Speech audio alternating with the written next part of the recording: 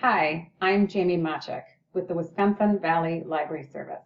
In this Digital Byte, I'm going to talk about 7 tips for unpleasant conversations. Most of us don't like having uncomfortable conversations. Unfortunately, they are part of our work and they are part of life in general. And by following a few guidelines, they don't have to be as unpleasant as we think they might be. So let's go ahead and talk about a few tips. The first one is that we need to allow enough time.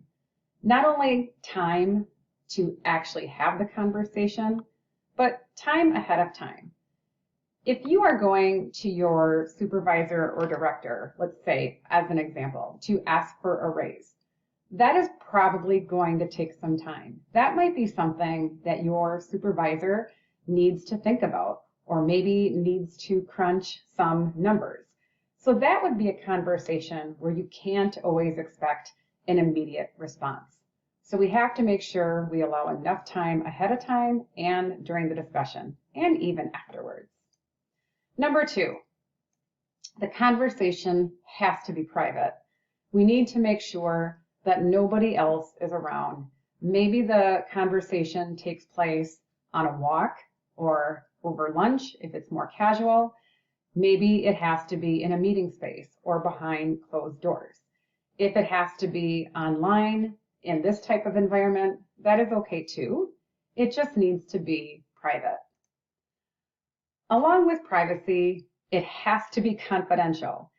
If you are going to have an unpleasant conversation with someone you supervise or someone on your staff, I don't think it's fair to tell everybody you work with that this conversation is going to be happening or what the conversation is going to be about.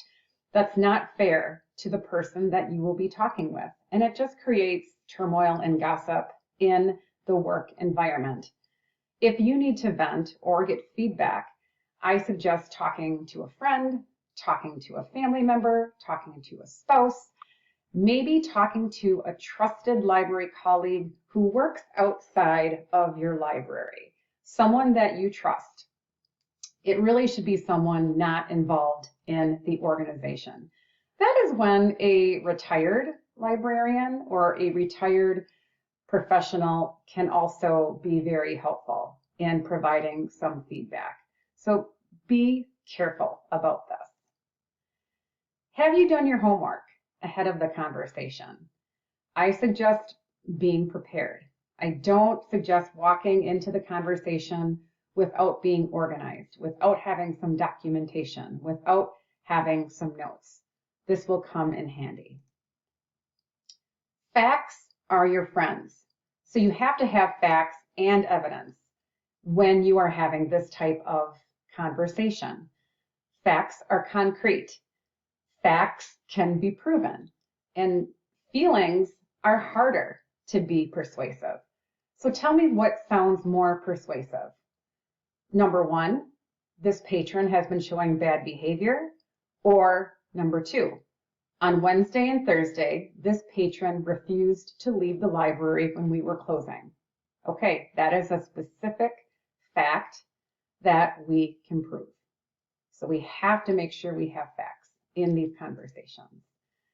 I don't think it's a bad idea, actually it's a great idea, to practice the talking points in your head. This is where getting feedback from that friend or family member or trusted colleague could be very handy. It's a good idea to practice these talking points. And if this person says this, what do I say? If this person says this, then what might I say? Think of all the scenarios or the way that this person you're talking to might react. Also, we have to remember that the person we talk to might not have an immediate response or an immediate solution for us, especially if we are going to our supervisor with a concern. This person might need time to think about a solution or think this situation through, and that is fair. I think it's best practice to still thank this person for the conversation, Thank them for their time and for listening to your concerns and being appreciative of the discussion. You want the conversation to end as positively as possible. So those are my 7 tips for unpleasant conversations, and I hope you found them helpful. I believe they can apply to any type of conversation like this. If you have ideas for a future Digital Byte, please let me know. So long.